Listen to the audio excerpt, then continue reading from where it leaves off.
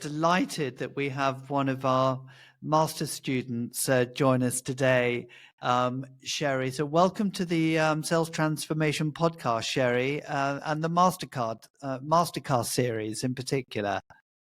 Thank you. No, thanks, Phil. I'm looking forward to this session. It'll be great. It will be great, I know.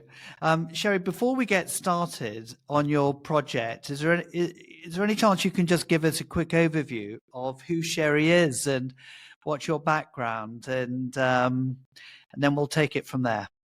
Yeah, of course. So I'm Sherry Nematalla. I've been at Vodafone for quite a while. So I've been at Vodafone 9, coming to 10 years.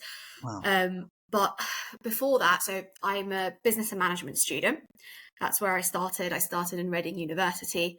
I always knew I wanted to do something where I am customer facing, people facing, whether I'll be a customer or a partner, mainly inspired by my brother, he's in sales and he's doing amazing stuff. So I've always kind of, as a little girl, I was like, yeah, he's pretty cool. And then, so I did business and management. I managed to do it's called a sandwich degree. So I got to do some experience in Microsoft in sales, but it's still not the reality of sales when you're doing it as an intern. After that, I continued to kind of continue my degree, and then I decided on being on the Vodafone graduate scheme. Whilst doing all of that, a part of me is obviously like culture is really important to me, and I used to practice leadership and supporting sales in different ways, part of the work I do with church. So that was kind of very heavily voluntary. But when I went into like Microsoft and Vodafone, that's when it became a bit more like practical and professional and all of this great stuff. I worked with Vodafone. I didn't take the angle of, okay, let me start the first year and just keep doing sales. I wanted to be as well-rounded as possible. I knew I wanted to do sales, but I wanted to understand what enables salespeople to get to deliver at the end. So I did Vodafone gave me that flexibility. So I did part of my graduate scheme, and then even when I offboarded, I did a commercial role, I did a product role, I did a group role. And then when I did explored all of that, I went back to what I knew I loved. And that's when I went into client sales management. And then now where I am as a global account manager. So initially it was super diverse. Now I'm very client facing with the strategic customers, which I absolutely love. Yes. And I love building strategies, and I love a before and after story. Like if something wasn't great before, how have I been able to influence it to make it better? So yeah, that's a bit of a snapshot of my journey. Fantastic. Yep. I mean, but you presumably didn't start off in global account management, whilst you joined the commercial team. So what sort of roles did you have before you got into being a global account manager? Yeah, so my first role ever at Vodafone, I did what we would call client exec, which is a support role, and it was very secret accounts, which was pretty cool. But I didn't get the exposure I wanted because obviously it's super secret. I was still beginning of my career. After that, I did commercial, and I realized the reason I did commercial was because I saw how much the salespeople I was around relied heavily on commercial for building deals, complex deals, for getting approvals. So I felt like commercial had a lot of control. So I wanted to understand it. And I also wanted to get out of my comfort zone. I knew I loved the partnership, strategic, but I also wanted to, understand the numbers, go deep into it. And that's when I did commercial, and I was supporting salespeople in their complex deals. After that, I did something very different. I did product management. So I did product management twice. So I did product management where it was very UK product specialist, so in the UK world bubble. And I was still enabling salespeople and understanding what they need and how my product should develop for it to meet customer requirements. After that, I did something I really loved, which I did global product management. It was product, but it was more about, how am I going to engage all these markets to basically sell my product to them? How do I convince them that my product is good enough for you to put it in your plan? So that's when it wasn't sales, but there was that element of selling because I had to sell. I had to convince other product managers in every single market. I got to travel, and it was really cool. And I remember after doing that, as much as I loved it, I was like, okay, I'm now ready to be client facing own customer relationships, but I wanted to own strategic, large partnerships between Vodafone and clients. And I remember going into the interviews, and a lot of the time, unfortunately, I feel like historically, and I don't think it's a Vodafone thing, I think it's with a lot of companies, the need for you to have heavy sales experience to go into a strategic sales role. I managed to position my product roles in a way where, okay, my product roles, actually, this is where I did sales, and I can bring that into the account role. Right. And that was successful. And then that's when I got my first strategic sales role as a client sales manager, also in government. I was focused on supporting government's account, which was really highly focused on education, which was a soft spot for me as well. So supporting them in terms of how can we support young people. And and then later I did that for a couple of years, and then I do what I do now as a global account manager, managing 4 global accounts, which are our top, like one of our top multinational corporations. Wow. That's amazing. The amount of experience you've got in a relatively short space of time, Sherry. I think it's very impressive, the journey you've had so far with Vodafone. Great, they've given the opportunity, to do what you're now doing as well. So brilliant. Well, let's move on to the main topic of our podcast, because you're taking part in the Sales Transformation podcast series, but it's the Mastercast, and this is now a chance for you to share your research and your research topic. But before we go into the research itself, do you mind just saying, how did you come to hear about the opportunity to do a master's, and what made you decide to do a master's? Yeah, so I remember getting an email from, I think it was an email from our HR and development teams, and they said that they were launching a sales academy, like a leadership program. Yeah. And within that, they had like 3 different programs, one being the master's from a leadership perspective. And there was 2 other programs. One was a BSc would be the output, and there was another one. And yes, that was the undergraduate course. Yeah. So to me, it appealed to me, the leadership master's one. Yeah. I was at a time in my career where I really wanted to develop myself. I knew I wanted to be a sales leader, but I wanted to actually like develop that and understand what it means to be a leader versus like a manager. And I spoke to my manager at that time, because they had quite strict requirements at Vodafone. They wanted you to already be a people manager to do the masters, otherwise you can do BSc. I had at that time I was doing the client sales manager job with government. I had a very big virtual team. They didn't directly report to me, but they had to follow my strategy and leadership. So I spoke to my manager, and I was like, I'm going to be honest with you. I know on paper, technically, I should apply for the BSc, but I can see the BSc, it's great, but there is quite a bit of similarities with what I've done when I was at Henley Business School. So I spoke to her, I told her what my ambitions are, and she was really supportive, managed to kind of fill in a bit of almost like a business case, and I got through, and they were supportive, because obviously there was a commitment in terms of how that would impact like my day job as well, which I made sure it didn't impact. In fact, it really helped me give back more. I did more than my day job, because I was like, because I'm doing this leadership program, and because I should have people who actually report to me, there are certain things I'm going to need to apply to the team so I can practice it. So I got to like lead team meetings that I wouldn't have otherwise led. So it was a really good opportunity in work and out of work as well. Yeah. No, that's brilliant. That's fantastic. Okay, so let's move on to your project, because I think you were very interested when it came to the coaching module in particular, and I know that is the subject of your of your dissertation, of your final project. And what we do is we start off with the question here, which is why did you define for your final dissertation that this was a topic that you wanted to do more research on? Yeah. So when we were going through all the modules, there were so many great modules when I was doing the masters. Obviously, coaching was one of them. And when I did coaching, I learned quite a lot I didn't know I knew. So I was in an environment, even in my personal life, I used to always hear the word mentoring, and I never really heard coaching. Obviously, I would hear coaching here and there when it comes to like gym habits or sports, but I never heard it at work, or not Yeah. much at least. And it made me more curious. So as I was doing that module, I was like, whoa, like there's a whole bit that is so important that we don't go deep into, and we just focus on mentoring, even personally, not just professionally.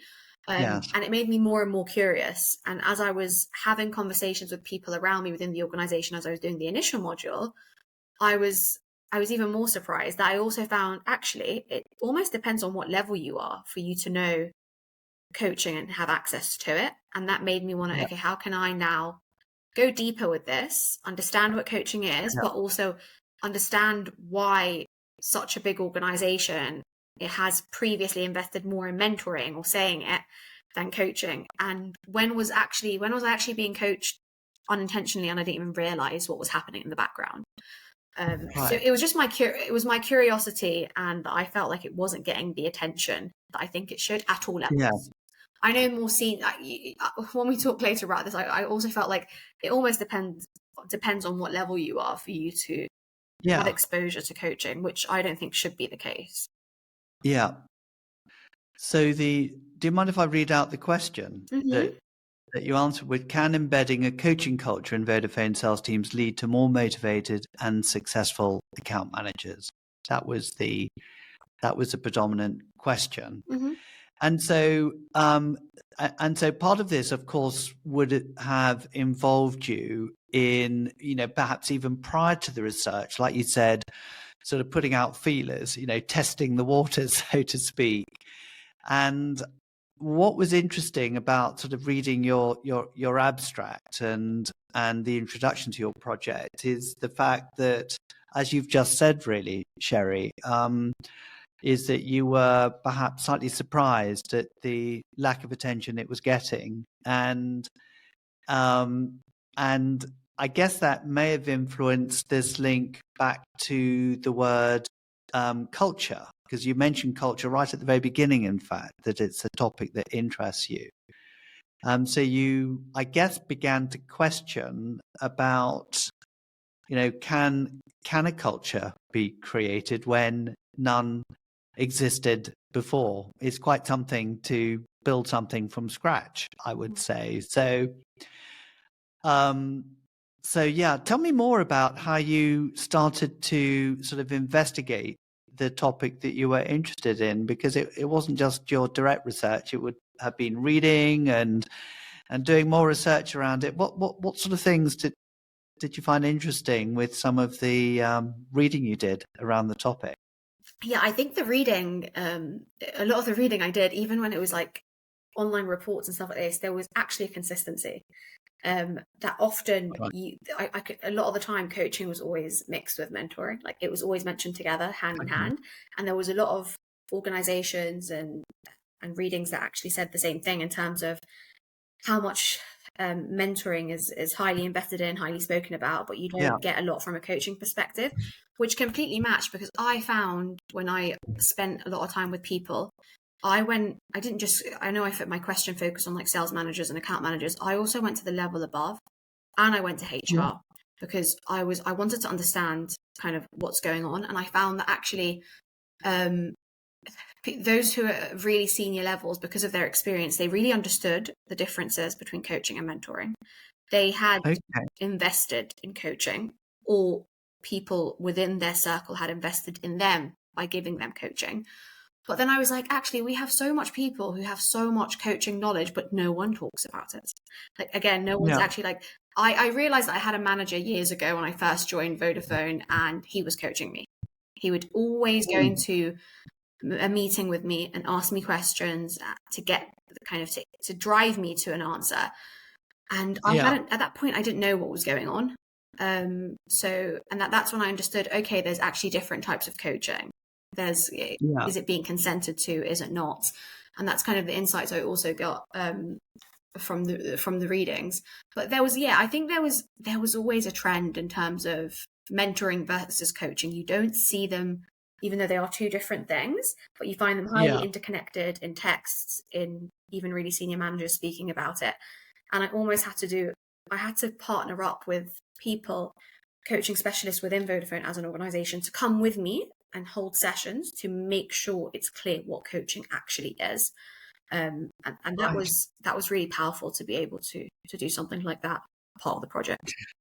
So, for the benefit of the listener, Sherry, would you like to explain how you see the difference between mentoring and coaching? Yeah, of course. So from a mentoring perspective, I've had so many mentors and they've been amazing in my career. Mentoring is almost, I would say, it's quite advisory. So I could be speaking to my mentor, getting advice, getting inspiration. It's back and forth. But when I think about coaching, it's heavily question based. And it's not me Mm. raising the question to my mentor being like, oh, I'm a bit confused with this or that. But no, in a coaching conversation, you have a coach and they are asking you the questions. It could be a magic question, it could be anything, to get the answer or the clarity to the problem that I've come with. And that to Right. me is such an interesting way where you're actually, as a coach, you are empowering someone else to create their own answers. Right. And actually a coach does, I think we've always had the stereotype for me, like a mentor, someone who's inspires me, someone often a lot more senior than I am, to give me that kind of direction, to keep in contact from a Mm. networking perspective, all of this great stuff. But from a coaching perspective, who is really going to also be have the confidence to ask me the questions and give me the safe space that I can answer it. So I think as a Right. coach, I think you need to really, when you select a coach or when you have that, are your characters meshing that you can both have that? Do I feel safe? Am I going to answer this question? Will this person ask me the Yeah. questions that get me to that kind of that destination I need to go to without them giving me the answer? And that's the kind of, to me, the main difference of what a coach is. Yeah. And I guess there's a place for both mentoring and coaching. And so, if we look at coaching per se, where do you see the power, I guess the real benefit of coaching come? What sort of scenarios do you think Yeah. suggest that this is the right approach to take? It's a coaching approach as opposed to perhaps a mentoring approach. Yeah, I think coaching, you can almost, for me, if I had a challenge with a client and I need to, I'm quite confused, I need to get to somewhere, I've got a deadline or a challenge, that coach can get me to where I need to get to solve that. So I need to almost, like, as an opportunity to get my thoughts out in a very structured manner. Right. Not saying a mentor isn't needed. I've got both, and I have had several mentors, and they've really helped me. You also need to think about timelines. Okay, I've got an issue that I need to resolve tomorrow. Okay, Yeah. will a really structured coaching session help me resolve this? Because, okay, I need to make sure that these questions are going to get me somewhere, but will they get me there on time if I had that big deadline? So I think for me, it's coaching is needed where there is a problem statement.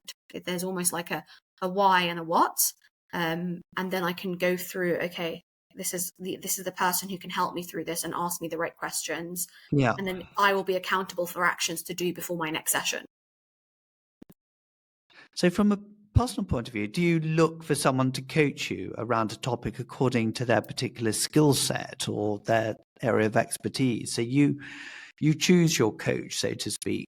It's not just the way you look at coaching others, which I know is something that you will do, but I'm just intrigued with you selecting the coach that you think is going to be most helpful.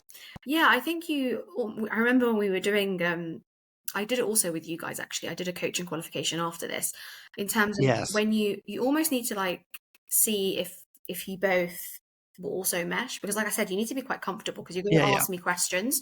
So I think, yes, and is this the right person to ask questions about this issue? And I don't think they always need to be someone who's like so senior or so on, whereas a mentor might need to be more like, Yes. because it's more like, oh, let's meet every month about my career plan. It's more general, where I think a coaching relationship can be quite specific to what Yes. your need is at that time. So there's almost like a compatibility thing, also like almost, yeah, will this person be able to question me in the right direction? Yeah. Okay. No, it's really great. Very clever of you to kind of see it in that way. So we talked a little bit about reading. Were there any sort of academic books or pieces of literature that come to mind that you think actually also helped influence the direction of your research? Yeah, I did quite a bit of reading, physical and also heavily like online as well. And I didn't Yeah. just I didn't just go for like really like heavily focus on just coaching, but even in terms of like face-to-face communication, on terms of like, okay, also there was books on actually creating a coaching culture, because like you said, culture is quite a hard thing to change or develop. Yeah. Even my own, like as an originally Egyptian person, it's hard for me to like change certain things I've got from my culture as from Yes. when I was a child. So yeah, I did reading from that perspective. I've got here as well noted. I read Creating a Coaching Culture by Clutterbuck and Megginson. I had some really good, even used some of your content actually, Oh, in my work, and something I love a lot. And we actually mention it a lot even before I did the masters, the 7 Habits of Highly Effective People. yes. Because so I thought that was also quite powerful. So I mentioned that a few times. Yeah. But for me, yeah, it was quite mixed. And also Okay. I also took in something that I really liked.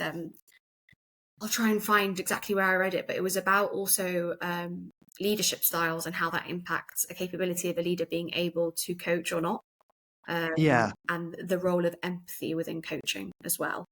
Right. So yeah, quite mixed. I would say nothing Quite like just specifically made me like deep dive into it, but there was just quite a lot of different things. different things. That's what I love about the masters is the fact that you can go and explore different disciplines or different topics and sort of make connections to the one that you're interested in. So yeah, things like emotional intelligence terribly important for coaching Yes. and leadership, of course. Yeah, there's so much you can read around the topic. Okay, so if we could just come back to your role now, or as it was then, sorry, it's probably possibly similar now, which is you're a global account director. You didn't have so many direct reports, is that right? But you had a lot of people that worked in your virtual teams. And I guess they were a little bit the target of your kind of research as well. Yeah. With that, yeah. Okay, so perhaps you could just describe the scenario that you were working in as you did your project. Yeah. Yeah, it was quite interesting because when I first did my master's, I was a client sales manager. I had a virtual team that actually wasn't all salespeople because we had dedicated service, dedicated delivery, legal, because it was government. And then when it came to my project, I had already moved to global account management. And the way my virtual team looks like, it's actually sales heavy. It's very different to how it was before. So my virtual Yeah. team have a quite a big amount of national account managers. So they would manage the engagement with the accounts from a local perspective. So I would have a UK account manager, I would have a Spanish, a Greek, and so on and so forth. Yeah. And they would form my virtual team, and I create the account development plans from a global perspective, and I have the C-suite engagements to support them, and then they Right. develop the local opportunities on that basis. So it was I had quite a few when I did the coaching project. I focused on like the element of, okay, the account managers, the national account managers, and then Yeah. also their sales managers, and Right. our directors, which again, my insights on every single layer were completely different. So it was, Interesting. yeah, it was really interesting. And I also tried to like see, okay, do we ever also use coaching in our customer engagements? So if I'm trying to sell something to a customer or create a desire or a demand, have we ever really like spent time with a customer to ask them questions to understand them as well? So yeah, there was loads of insights. It was really interesting, and it was nice to spend time with people and learn from them. Like when I sat down with the sales managers and the heads of who actually had significant coaching experience, but they never spoke about it Yeah. prior, I learned so much, and those insights were in my project as well. How interesting. So, could you talk me through a little bit more the way you structured your research then? You talk about the different layers, but it sounds like you have quite a big team, and the scope of your research project seems quite broad. I mean, in terms of numbers. So, perhaps you could just talk through the mechanics more of how did you go about your research? Yeah, of course. So you're right, the team is really big, and national account managers could be in any market, but I focused more on my UK national account managers and the leadership Okay. team from a global perspective, which allowed me to kind of tighten the remit, because if I went to all the national account managers across all these markets who each have their own cultures, it would be Yeah. difficult. But it would be something that I would like to see like someone invest in, of course. So yeah, my journey on the project. So I had my time to terms of like personal reflecting and also taking in everything that I would have learned earlier. I then did Yeah. something super easy, which Vodafone is so used to doing, so it's not a shock to anyone. I sent out a poll to Oh, yeah. all the sales Yeah. team using Slido to kind of get their insights. Like, do you, like just almost like a Yeah. do you even know, like, do you know anything about coaching? Is mentoring what you hear more? I just wanted to Yeah. get some high level insights. I pulled that out, and that was heavily responded by from the national account managers teams. But then I also Yeah. held professional discussions with the sales leaders, so the directors. And I spent time about it was like 25 to 30 minutes in a very like relaxed environment, so everyone can be open. We'd Yes. like meet in our Vodafone coffee shop, and we talk Yeah. about it super openly. I didn't want it to feel like an interview. I wanted it to be very Yes. open. And that's when I pulled out the insights in terms of, okay, this is interesting, because my Slido poll with the account managers, you can see there wasn't much knowledge of coaching, and they hadn't had there wasn't, even when I would just spend time with my national account managers, no one's really invested in coaching with them. Yeah. Whereas when I sat down with my directors, it was awesome. I learned so much. They've had coaching. They've even had coaching invested in from a professional perspective, not just them. Some of them had invested Yeah. personally and paid for a coach. Some of them Wow. had Yeah. Yeah. from Vodafone or other companies, Yes. because they had very long careers. So it was quite interesting to pull that.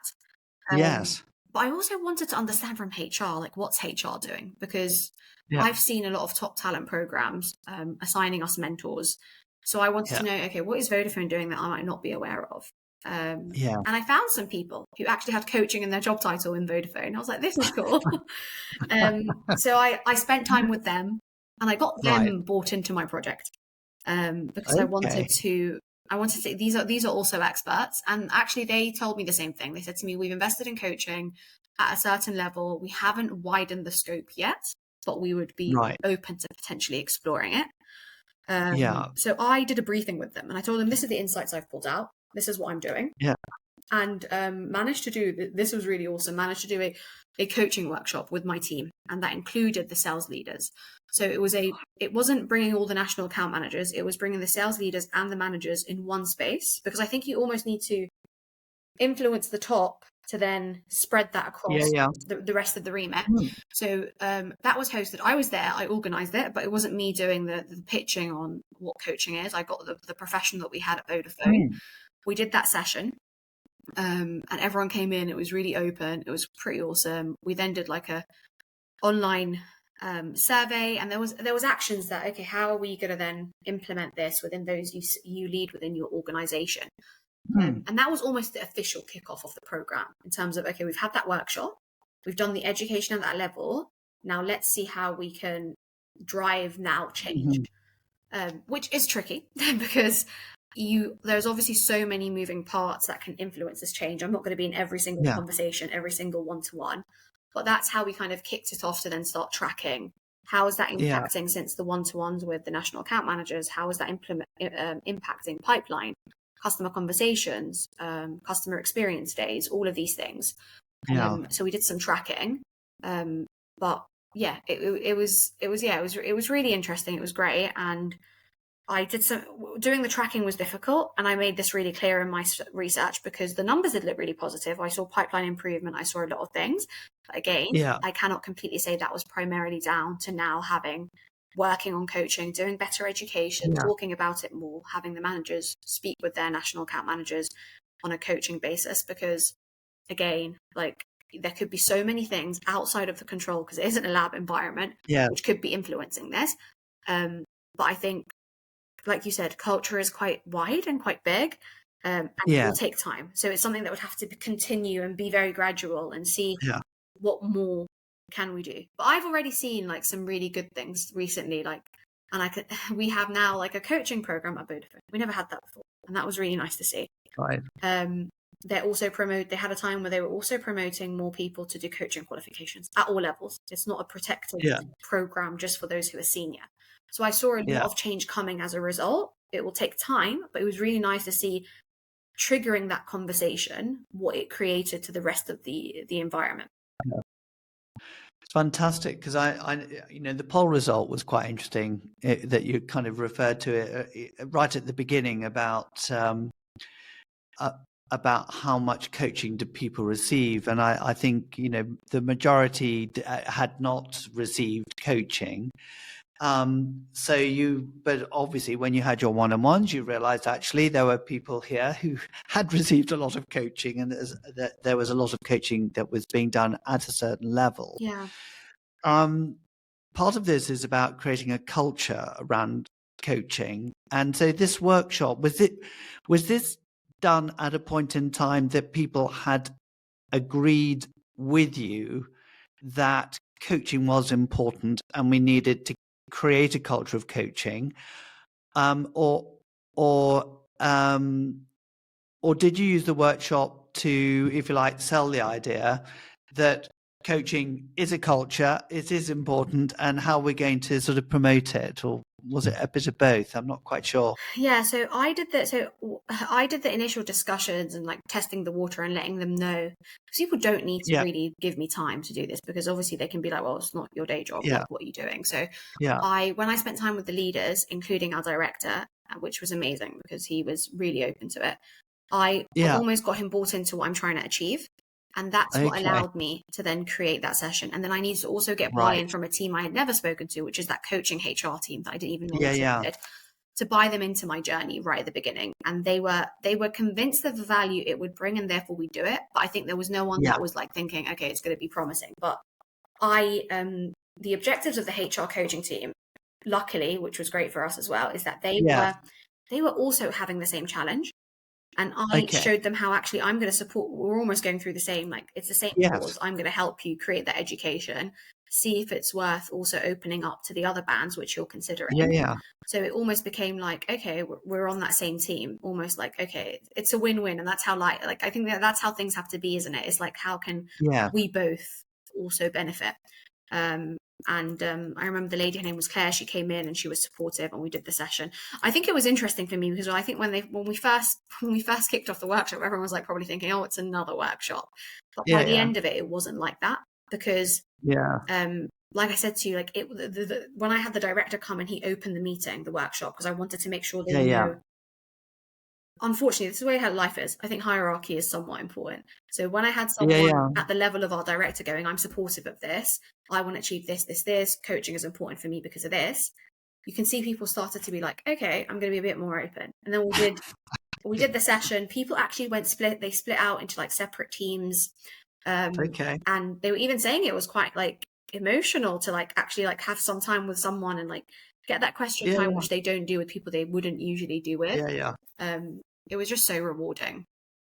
So you got them doing sort of mini fishbowl type exercises, Sherry, such as the ones that you did on the program. With 100%. By the way, I loved them. I also loved, I remember I did when I was first on the program and I was still like a client sales manager, and we had done some exercises in session with yourselves.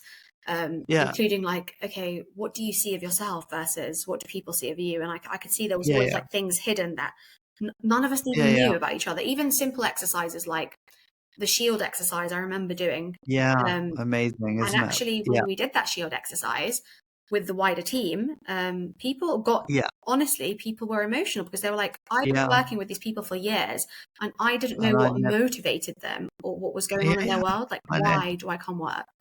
Yeah, Um, yeah. yeah, it was just really, I think it's really good to, even just as a trigger of reflection, these projects, it's really powerful.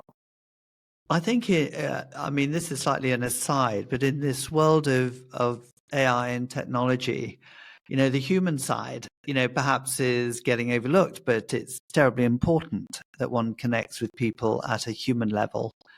I'm sure that is something that is close to your heart as well. I can Yeah, see. no, for sure, 100%. I think, Yeah, yeah, we forget that often. yeah, yeah, we do. And it's interesting because your work outside with the church, I guess, as well, the spiritual side is terribly important. Yeah, for And sure. we had a master's student who's just completed, who's from the Far East and has sort of studied Hinduism and linked the spirituality of his sort of upbringing with leadership and Wow. coaching as well. And it's just so interesting to see the different lenses through which people apply themselves to the same topic, which is Yeah, coaching. that's really Um, interesting.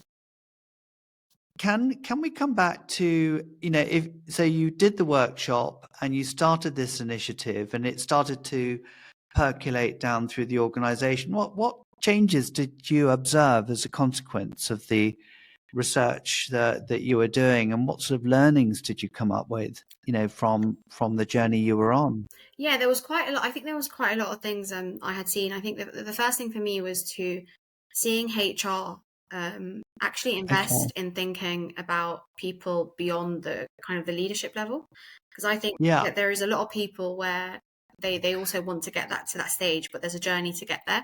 So it was nice to see the HR team opening up to the various levels of who they support and how they support. So that to me was really good, and it was really important for me. Um, it was also interesting to see that there was a bit more consensual coaching. So because when I Right. told you like earlier, like I had a really lovely manager, and I realized he was like coaching me, and sometimes he'd be like, why is this person asking me so many questions? Yeah. And that's when I realized actually it's also quite important to have that consent to know I'm like, okay, this is a coaching session. And I saw that Okay. happening a bit more.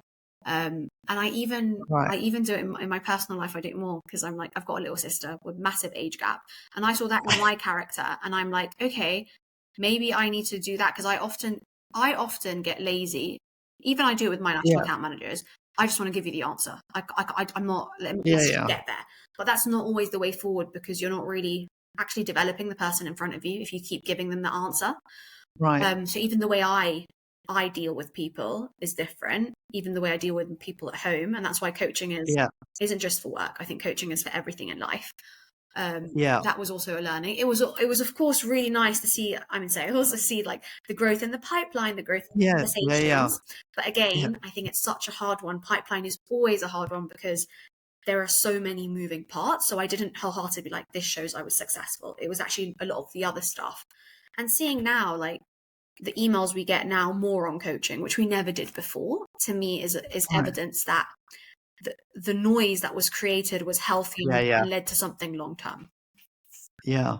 Yeah. Clearly, that has approached a cultural level. If you're starting to see, within the ecosystem you have at Vodafone, a lot more focus around coaching and the fact that it's available not just for very senior managers, but throughout the organization. And perhaps in a way, the coming together of your project in sales and what HR were trying to do, that was serendipity. It's two parts of the business. They must have been thrilled that you were doing your research, around coaching.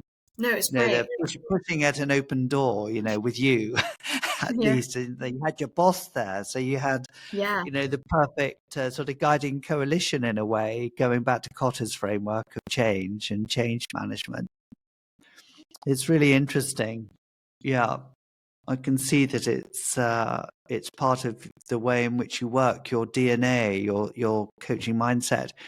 Can I ask about customers? Actually, I'm quite intrigued with what you said earlier about customers and coaching, using a coaching approach with customers. Can you tell me a bit more about that, and whether you've taken the coaching practices into sort of customer engagement, and sort of what have you seen the benefits of being, having done that? I think it's almost like worth having it as its own project in itself. I think Yeah. it's quite a big one. But I was reflecting on this, and I remember when I spend time with my clients, is okay, when we have a challenge or when there is a situation, how can I also question them within sessions? So that was really important for me. So I've tried to do this with my current, I've got a client that I do this consistently with, and it's because we've developed a partnership. I also feel comfortable doing it. And I think sales is all about also of course there's reactive sales where, okay, they come to you with a requirement and here it is. But what if they come to you with a problem and then they don't know what the solution is? How do we ask the right questions? How do we create that creative environment? I do it often in my QBRs. I would like to invest more in it as well on a more intentional manner, but for a client, we do it in QBRs. So we do some inspiration, we do some great stuff, but we always give them a session where they air out everything, and I do that right at the beginning, and then that almost tailors everything afterwards. So yes, we they actually do most of the talking, which is also good because we shouldn't be doing all the talking, and that's why coaching is really good, because coaching. A lot of time when I'm with my mentor, because that's the right way of doing it, they will talk more than me. But a lot of the time in the coaching environment, when we have those sessions, we are completely hearing out the customer. And then we ask questions, and then they would then respond. And then by the end of it, we've got to somewhere which we hadn't even known we would have got to. And then that influences the next QBR and what speakers we bring next time that we think would actually support them. So it's almost like it's a trigger of coaching, and then it could go elsewhere, which is why it's a bit different with the customer, where I'm not going to intentionally have a coaching session with my client every week and be like, let's talk about it. But no, it happens in our QBRs, and it's really changed the relationship. And we're seeing that they are open, they are honest, we are curious, and I think a coach needs to be curious. We're asking these great questions. And they're giving those responses, and it powers them, because actually they're not just seeing someone who's a great listener, they're also seeing someone who is getting them through their own responses to where they need to get to with their challenges. They're a massive organization, they go through so much change. So I think it's a quite a powerful thing to do.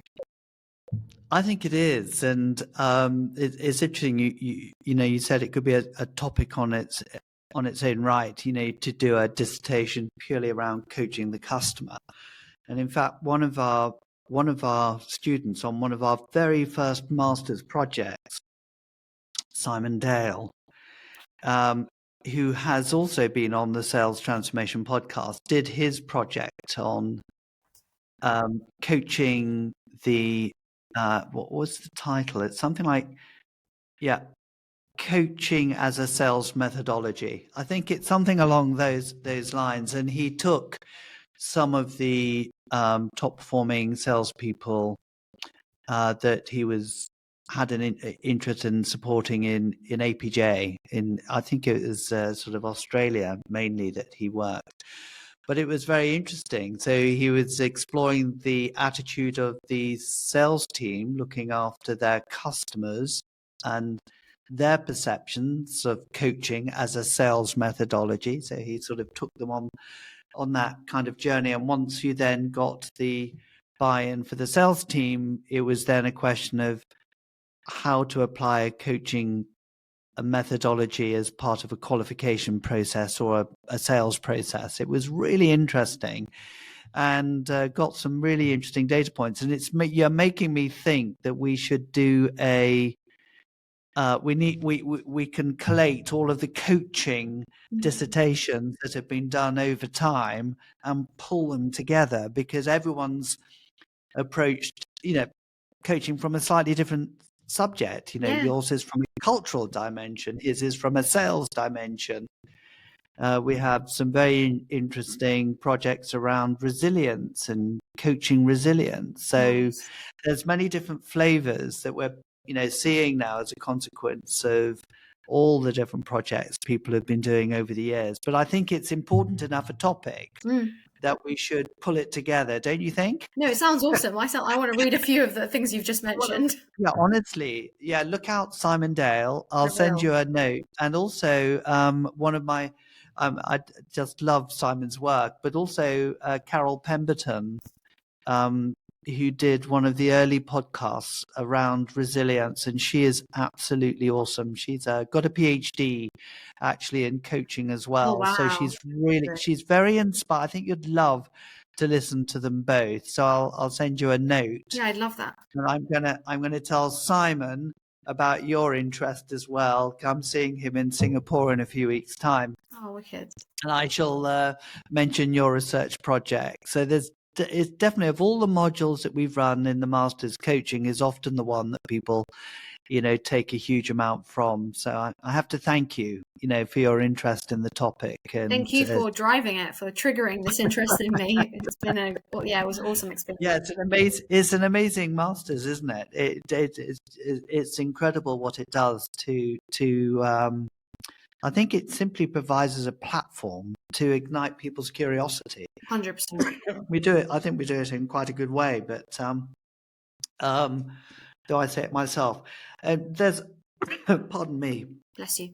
Final question that I'd quite like to ask, which is, if you were going to take, 3 or 4 key takeaways from, the journey that you went on, things that you've learned so much from as a consequence of what you've done, what would they be?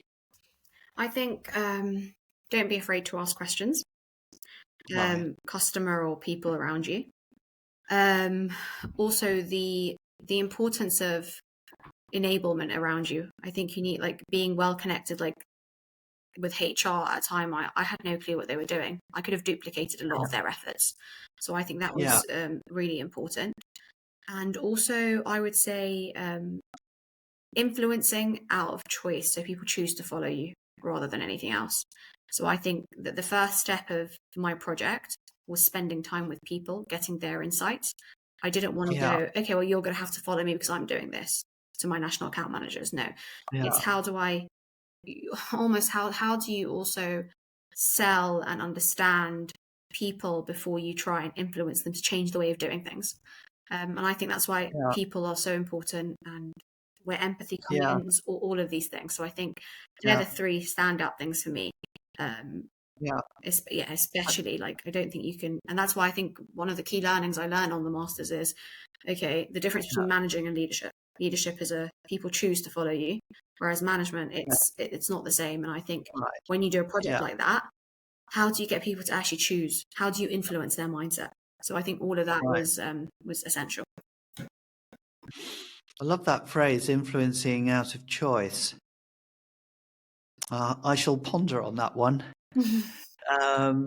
It's that's a great phrase, influencing. So influencing out of choice, is that from your perspective?